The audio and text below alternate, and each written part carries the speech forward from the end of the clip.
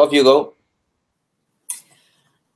Hi everybody, and welcome to today's Google Hangout for the Contract and Commercial Management MOOC. Hope you are all enjoying your studies so far. Today we're going to be talking about commercialization in the public sector, and I'm delighted to be welcomed today by Joshua Redway from the UK National Audit Office and Tim Cummins, who's the CEO of IACCM. My name is Sally Hughes and I'm the Chief Operating Officer of IACCM.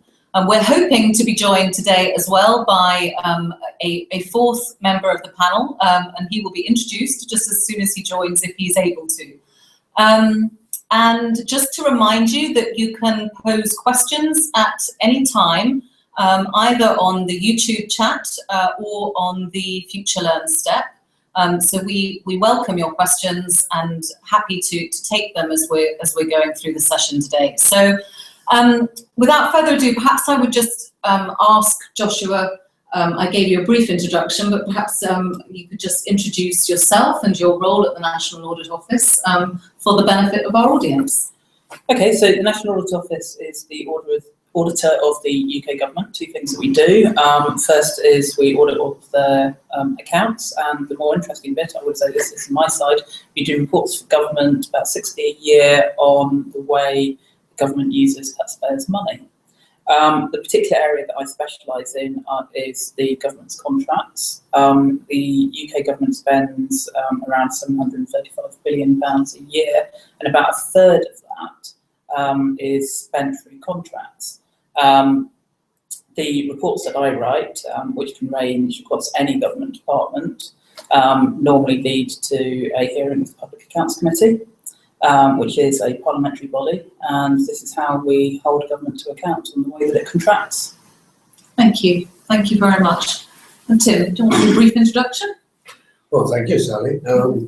So, as you said, I'm the CEO of IACCM. We're, of course, a non-profit association, and we don't audit anything really, but we do try to give opinion on good practice and how can people get better results out of their contracts and trading relationships, and particularly, I suppose, at the moment around a lot of the areas of commercial innovation, which is something that seems to be permeating both government and private sector as something that is increasingly important to generating greater value for money, but also, of course, dealing with the very volatile business environment which we all face today. Thank you. So, Joshua, picking up on the fact that, yes, you do write a phenomenal number of reports, and you and I have talked about this before, but there was one particular report, and I know it was one of the later ones, 2014 report, that really resonated with me in terms of the recognition of the need for commercial competence within government and areas where it was significantly lacking. And I think it's fair to say that governments face a huge challenge when it comes to contracting. On the one hand, they are dealing with public money, they're subject to very onerous rules, and they're limited in the way that they can act. But on the other hand, and as Tim has touched on, there's a requirement for affordable delivery of high quality public services. And that we see increasingly dependent upon a level of commercial capability and commercial agility. But how do you compare those, and are they truly compatible or they're incompatible? I don't think they're incompatible. I think government, certainly in the UK, does a lot of very good contract management, a lot of good contracting, but it could get a lot better. Now, I mean, you talk about some of the challenges that are faced in public sector contracting.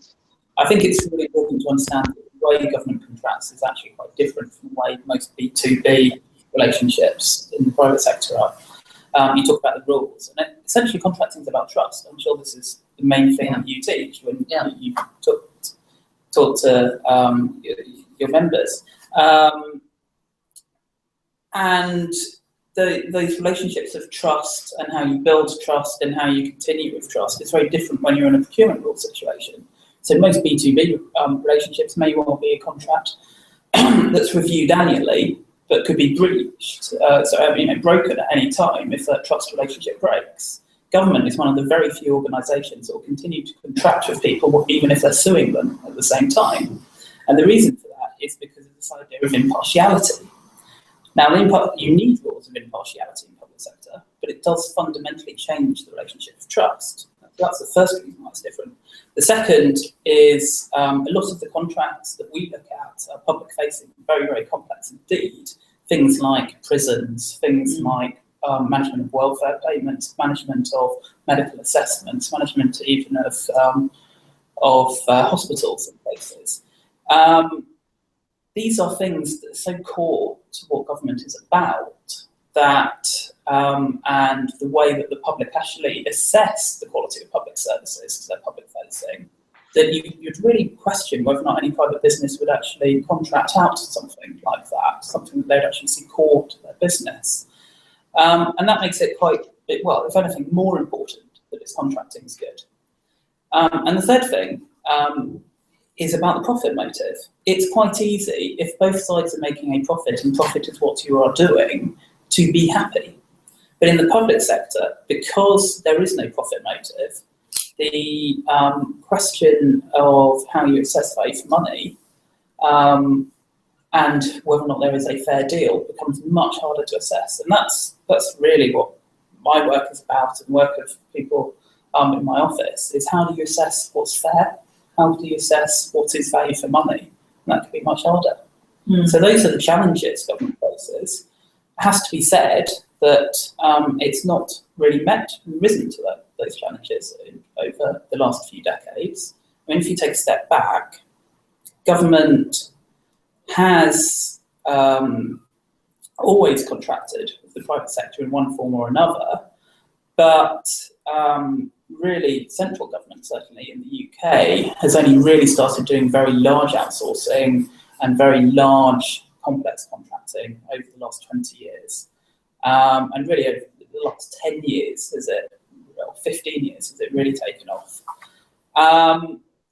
And what we've seen, and what we've said in the report you referred to, is that it has fundamentally underinvested in the management side. It has seen contracting is all about the competition and the bidding process rather than the management of contracts. And we've seen a fundamental failure to invest properly in the skills that are necessary frankly, until the last 2 or 3 years, driven by a number of contracting scandals, as it started to put in place the investment in skills, people, capability, governance systems that you would expect to see, given the extent of the challenge of proper government contracting. So that's absolutely right, and that requirement for skill and capability in the post-award environment, in the management and delivery environment, is critical. But do you see that? Happening? A lot of the work that I'm seeing in UK government at the moment is very much still focused in the procurement, that pre-award space. I think we have to be fair on government. They are starting from a low base, but they are putting in a huge amount of attention in the UK to improving commercial capability. And I think for the first time, we're actually quite optimistic. Things like, most civil servants, certainly those at the top, come into the policy stream, and the sort of things in the way that what they award, what they care about, is about how they work with ministers. I'd be very interested to hear the differences in the US on this, obviously with the different political system compared to the professional constant civil service. But the point is, it's a policy stream that is considered to be the normal. It's only just becoming the case where people actually would see that you can have a very good career if you come in on the commercial stream. And actually, for the very first time, you're starting to see the fast stream for the commercial side. Yeah. You're starting to see career structures, assessment centres, which really test people on their skills. And that if you don't have that, if you're not a professional commercial person, you won't be able to have big commercial roles. That's new. Yeah. And those commercial roles do very much focus in the post-award environment as well as pre-award. Yeah. Yes, very much so. And I think that's very important because when government gets procurement wrong, it can get it spectacularly wrong. But that's only in a handful of the hundreds of thousands of cases each year that it does. When we see things go wrong, it's generally in the management of the contract. And generally we see it go wrong in the management of the contract because they fail to do the planning and setting the strategy up front. So what we would say, importantly, get the planning up front and then to execute it properly. Yeah. Thank you, Joshua. And Jose, I wanted to welcome you to the Hangout. Thank you so much for joining us. I know we had a few technical issues at the beginning, but Jose, before we start and before I go on to ask you a couple of questions, perhaps you could just introduce yourself to the audience and your role in Treasury. I'm the small business executive for the Department of Treasury. In the U.S. federal system, we're required to spend a certain amount of our procurement dollars or invest it with small businesses in different socioeconomic categories.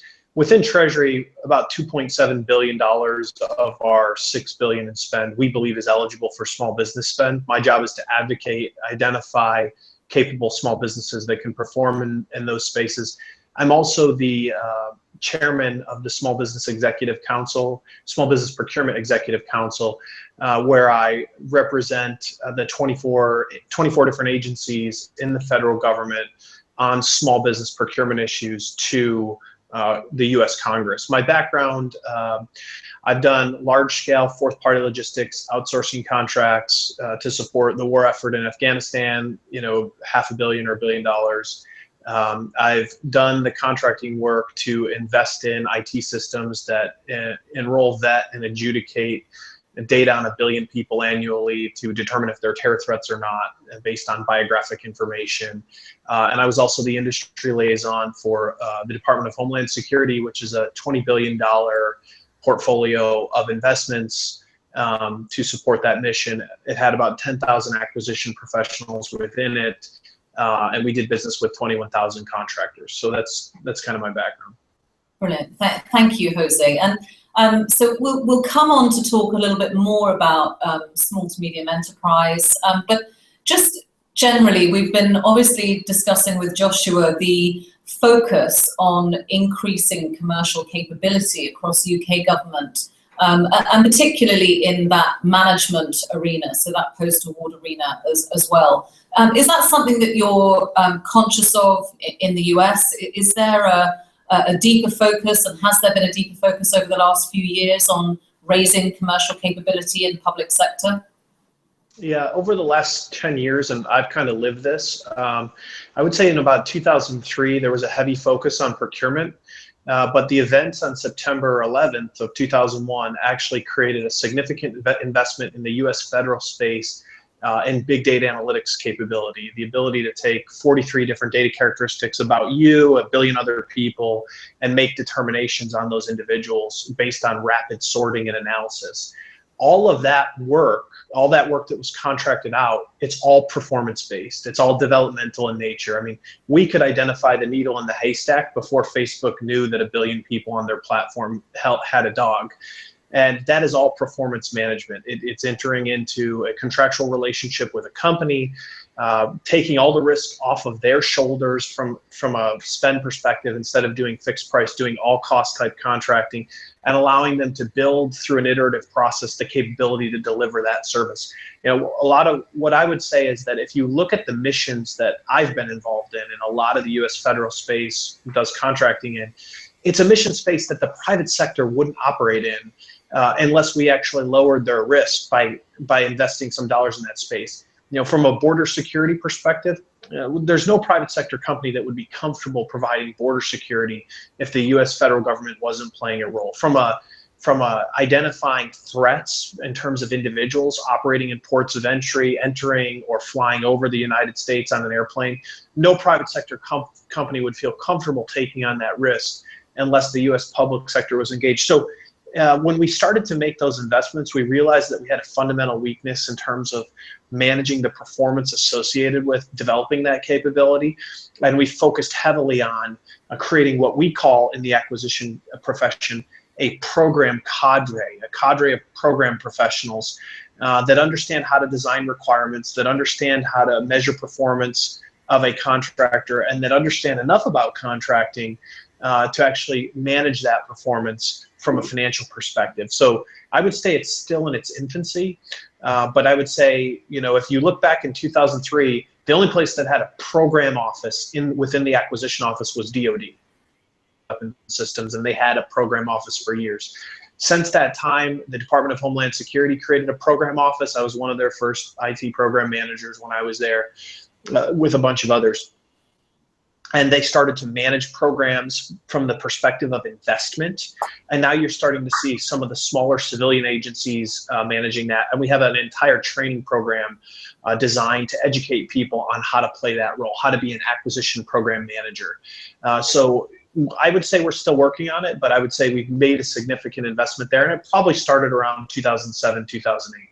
Okay, thank you. And before I come back to the gentleman in the room, Jose, I just want to ask you, we talk about commercial agility, and I wonder, based on what you've just been talking about, you know, to what extent do you see that agility? Do you see the sort of the principle of a proof of concept? You know, we talk about public sector contracts being incredibly complex, long term. And so often, and certainly, you know, in the UK, we've seen major long-term projects go badly wrong, and I know you will have seen it in the US as well, and you know, over time, over budget. To what extent do you see agility and that proof of concept approach utilised? Do you think it's an impossibility for public sector? Yeah, so U.S. public sector's procurement spend is about $550 billion a year. So I'm going to tell you what I see in terms of agility, but I want you to know that it's not happening in all $550 billion. So what I've seen a move to, especially on those high-end, high-risk programs, is contracts that are set up around, here's our objective, here's how much we're willing to pay if you can achieve building out this IT capability. You know, big data. Build an automated machine learning system that can identify based on behavior, insider threat usage across the portfolio of individuals. If you will successfully build that capability, your reward won't be an option year. It'll be the additional build out of the next outcome we want on top of that capability. So I've seen a move, what you would call pilot, I've seen a move to, if you're able to successfully build out this capability, the option or the reward for being successful in delivering that solution is another opportunity to build out additional capability in that marketplace. Now, is that something, does every agency kind of do that in some way? Yes, every agency does do that in some way, but it's not, out of the $550 billion we spend annually, about $90 billion of which is on IT, you're not seeing that out of 80% of that portfolio. You see it in targeted instances that are not infrastructure related. They're typically mission related. They're typically driving specific solutions, whether it's for the stakeholder, meaning the US taxpayer, or whether it's for an end user like law enforcement. But you're starting to see a move in that direction in those specific areas. Yeah. Joshua, agility, proof of concept. How do you think the UK government is approaching that sort of principle? Well, I think likewise, for the most part, the answer is it's not.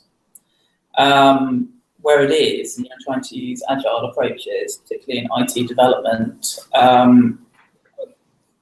I think the jury's still out, and there's a lot of hope that it will be working. We've seen some large projects where government's trying to do the very traditional prime contracting, fixed price contracting, a whole series of those recently that we've been fairly sceptical about in the reports that we've written.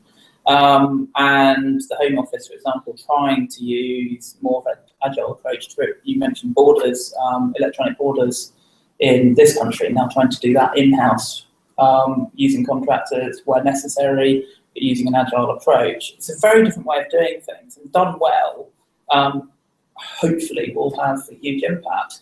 The important thing is that it's not used as an excuse for not having a plan. Yeah. And that there seems to be a lot of confusion in people's minds. I don't know if you'd see this as well, where people are using it as an excuse for not having the basics, like a good business case, or good program management, or any sort of performance incentive regime, or anything. Good agile is good. Bad agile is really, really bad. It's fine. Yeah. Yeah, I agree. And I would just add, I mean, one of the things you see if you really paid close attention in the US federal space is you'd see a move to infrastructure as a service, right? So over the last, since maybe 2009, 2008-ish, you've seen these large platform providers start to compete and offering infrastructure, whether it's Amazon or Google or some of these, Amazon Web Services as an example. So the way we've kind of adjusted is we've said, okay, well, we can provide infrastructure as a service to support an agency, and then we'll do the development work agile separately on top of those infrastructure platforms, right? So you've seen a fundamental shift in terms of how you're delivering value for your agency by taking the work that takes a huge fixed price investment off the table and leveraging a larger integrator that can deliver that level of scale from a capital perspective, deliver that infrastructure, but then taking the development off of that infrastructure and starting to actually contract that out in a more agile manner. So you kind of see a shift in that direction. And again, I think Josh said this a few minutes ago, but if you don't have a business plan for how you're going to actually deliver the solution and what the value proposition is of doing it that way, agile to beat the contracting regulations, so you don't have to do business with small business, but you're really just trying to circumvent the process, right? So the agencies in our space that have a mission that's very visible, IRS tax collection platform, border security platform, any terrorist identification platforms that we have, a lot of the DoD, almost all the DoD missions, you'll tend to see really good business cases, and you're starting to see a trend in that direction. Yeah. I think one of the interesting things, kind of like the difference between kind of infrastructure as a service and agile, is understanding exactly what the market is willing to bear and what they're willing to do at the moment. So there are a number of instances where we've seen first-of-a-kind risk, where government is trying to do something for the first time, and then trying to think, because some of these concepts, are good concepts, but they're also quite fashionable concepts. And sometimes in contracting, you see things coming up where they shouldn't quite be coming up. And we see things like, oh, let's procure this as software as a service or infrastructure as a service. We're like, well, that's all very well if you're buying something that the market is already developed and is selling, and the market already has a large amount of. But if you are trying to buy something that is equivalent to the entire market, or you are trying to do something the market's not quite there, that's probably where you want to take an agile approach to actually work with them to develop them. And I think I was very interested in what you were saying about when is it right to absorb risk, and when is it right to place risk on the other party. So software as a service should be placing quite a lot of risk, because you're basically saying, I don't want to know about what the infrastructure is. I don't want to know about how you're developing this. Just give me the service. And that's a very different approach to, let's work agilely. We'll take the risk. We'll develop this with you. We'll try and get to a solution that works. And it's sometimes when you have to put it in very basic terms for people to really get a grip of what exactly they're talking about. And Tim, Joshua mentioned the word trust before. And when you're talking about, essentially a dramatic change from the fixed price, fixed term contracts to this more agile approach, trust is pretty critical, isn't it? I think trust is a very difficult concept. You see some of this in the comments actually on the MOOC, where I've noticed that a number of those from public service have highlighted the point that, this is for the public good. It's the supplier's duty to perform. And I think that's a very risky approach, particularly, of course, because many of the suppliers today are not from your own jurisdiction. They're foreign firms that don't really even feel that same level of obligation, if you like, to perform. So I think, the comments here have been really useful and really, really to the point. Joshua has highlighted the fact that you do need to distinguish more cleverly between those things that are innovative and those things that are established. Government is often at the leading edge of innovation, and it does need to look at appropriate models to achieve its goals. But I think, as your question illustrated at the beginning, it's often doing that in a complex environment, to say the least. I mean, I thought it was really interesting, Jose, the head of the Senate Armed Services Committee, made the observation a few months ago that the federal acquisition regulations are now beyond the capability of the human mind to manage, and the investments being made in the US, for example, to introduce artificial intelligence to even make sense of the rules surrounding a particular procurement. And, so we've built in these incredible complexities, this rigidity of process that does make it very difficult to then deal with an environment that is innately quite innovative.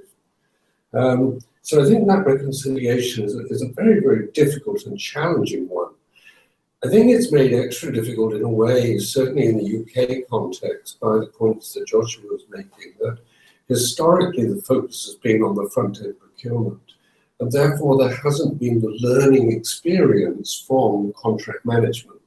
And as we know, good commercial management is driven by the feedback you get from the post-award experience. So if that isn't being captured and consolidated, then you're not really building the right selection criteria, the right evaluation criteria. And all too often we perhaps finish up with suppliers who were not really appropriate to the job that was being handed out. Yeah. And just picking up on that point, and Jose, you obviously are focused very much in the small to medium enterprise world, as you've already pointed out. And I wonder to what extent you feel that that sort of approach facilitates or gets in the way of fulfilling policy intent around SMB. Yeah, it's interesting. In the U.S. federal space, we're required by law to spend 23% of the total procurement dollars with small business. And so I started to kind of analyze that spend. And what I found is,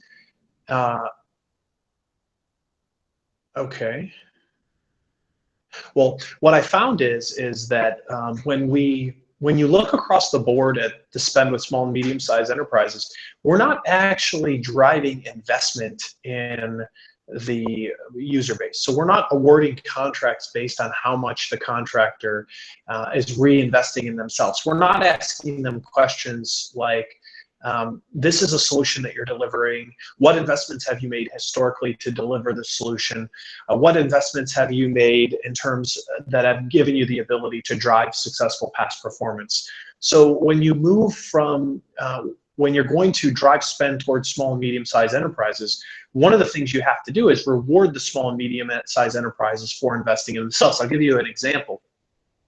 HS supplier base, when I was at Department of Homeland Security, we did business. We spent something like $4 billion a year with small companies over a 10-year period of time. That's a $40 billion investment. And a lot of those companies grew because they were successful. They invested in delivering mission, they invested in delivering capability, and they were able to provide a solution.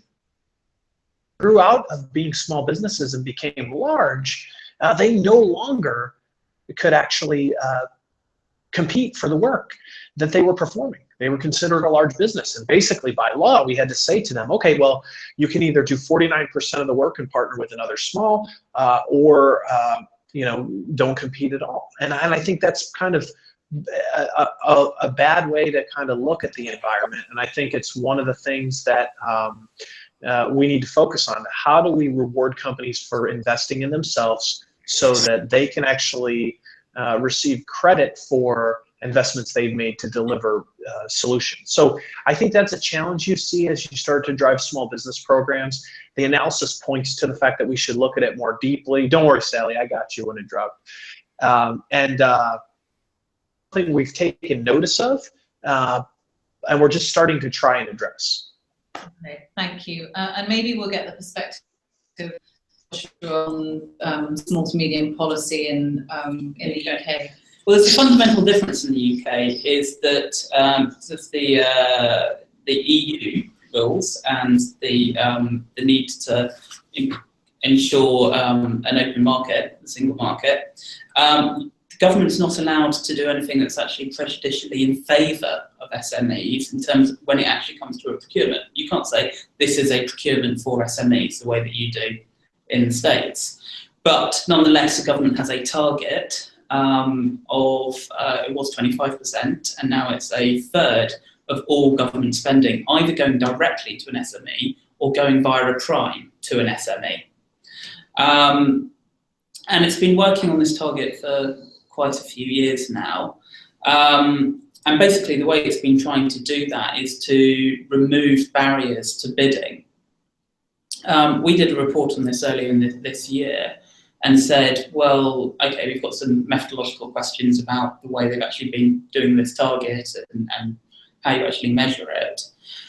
The long and short of which was we weren't actually convinced that they were getting anywhere.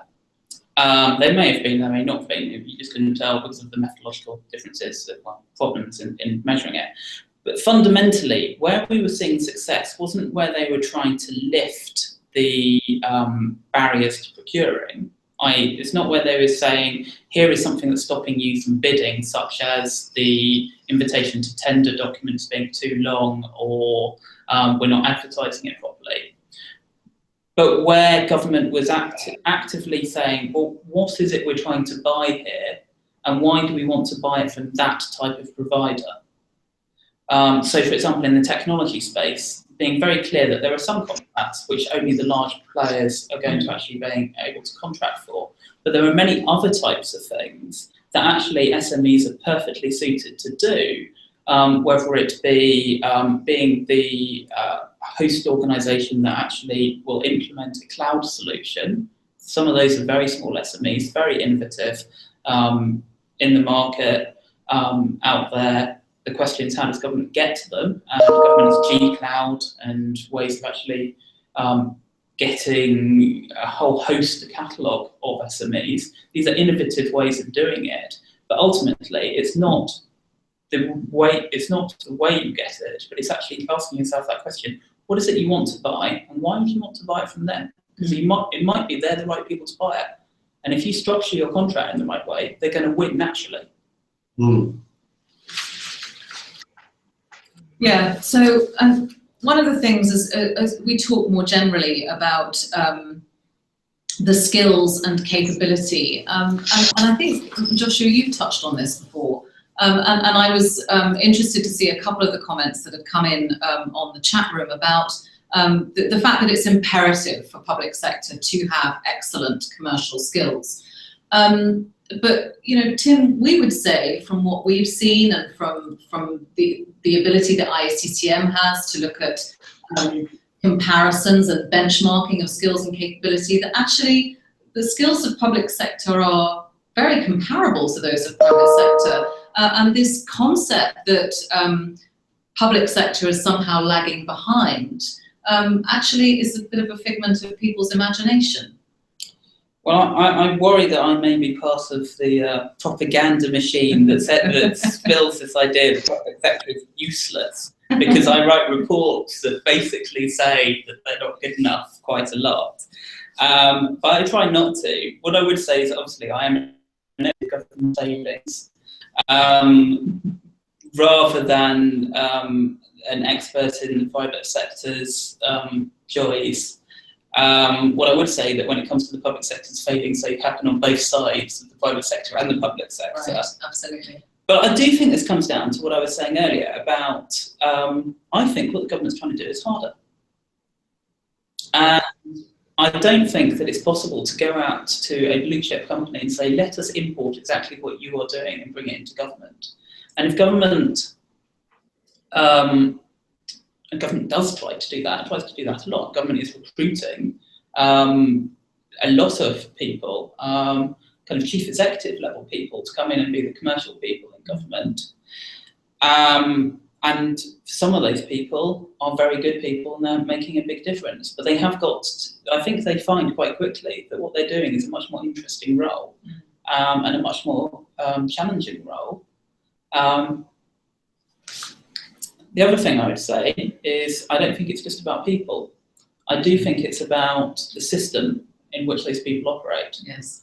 And I do think that if you bring in the best people into a government situation, then they still got to operate within for the first time they'll find themselves operating in a highly political system, particularly in the UK when it comes to trying to get collaboration and collaborative procurement and things like that. Quite difficult. The relationship between each of the departments, we have cabinet government, not presidential government. That's a challenge. There's a tendency for people to sometimes go, well, I know these people, they can come and solve it, but you can't do that in government. You know, it's a very different way of working. And then I think people get surprised by when they get the scandals on the front page of the newspapers and they think, well, hang on, that's not fair. And it's like, oh, I'm sorry, that's political life. I think it's important just reflect for a moment. Private sector rather parallels what you were commenting on at the beginning, Joshua, about public sector, which is that the more skilled commercial and contract staff tended to be deployed at the front end in the winning of the deal rather than in the execution of the deal. And when it came to procurement, there was absolutely nobody who was deployed really on the execution of the deal at all. It was just thrown over to a business unit to do something with it. So where there was investment in post-award, it tended to be seen more as an administrative task than anything requiring any particular skills. So actually, there's no head start on the part of most commercial sector businesses. And I do find it a little ironic that some of the organizations like the CDI seem to believe that there is this innate capability of private sector and that commercial skills in public sector are so woefully inadequate, because certainly our experience, and we benchmark a lot, we study a lot of these from both organizational capability and skill levels, and there really is not any intrinsic variation. Are there good companies? Yes, sure. But on the other hand, there are many that are not particularly good at this field. I do think in the UK they made a big mistake once, about 15 years ago, and perhaps before that. But that is, they tried to improve the commercial capability of the civil service by requiring all of those that are going either in their fast stream, those that are entering, or those that are applying for senior jobs, to have held a program management role and role, as well as the normal policy roles that they normally do. So what you ended up with was this idea that anybody could do it. And I think it's absolutely right that if you hold a senior government position, you need to be able to understand a program role and a commercial role. But really what you need to do is you need to be a good commissioner and a good client for that expertise. And it's perfectly reasonable if you're a senior responsible owner to not have come up through a program delivery or a contracting route. But you do need to know how to commission those. And I think the philosophy that they're doing now is fundamentally different. And that is a much more private sector view. Maybe not just in the commercial space, but that idea in a private sector company where you wouldn't come up as a generalist, you would come up through your function. And then perhaps once you've made it to a very senior level, you do your MBA or whatever, and become a more generalist leader. And I think that's the future for the civil service. And Jose, I mean, we're conscious of time and we're going to need to sort of start thinking about coming to a conclusion now. But would you share Joshua's view that actually what public sector is trying to do is just so much harder, and really the skills and capability that we see in public sector is very commensurate, if not better than you see in private sector? I mean, obviously I'm a public sector employee, but I do share that view. I mean, you have to balance, in our space, you have to balance intersecting priorities that don't fit together at all. You have to balance procurement law and public policy. You have to balance the industry base and the mission. And like I said in my comments at the beginning, if border security was easy, I'm sure a large company would be providing that solution and charging a fee. They wouldn't want US federal dollars brought to the table to actually help deliver that solution. And that's a tough balancing act. I mean, we're not operating to make a profit. We're operating to create an industrial base. We're operating to create the maximum level of security that we can create, knowing that there is going to be risk and that something will happen. We won't be able to thwart every threat. And I thought Josh's point on being a commissioner is really important. I spent 7 years as a procurement official doing large-scale procurements, and then I became an IT program manager. And then I started to learn how to manage the industrial base. But having that kind of baseline expertise as a procurement official and then learning the program side of the house, it gave me a reference point. I wasn't a generalist that had just been spread around every 2 years throughout my career. I was an expert in procurement, and it gave me a reference point. So when I went to the program office, I understood how procurement could impede program office success. And then I learned how to be a better procurement official as well as a better program official, right?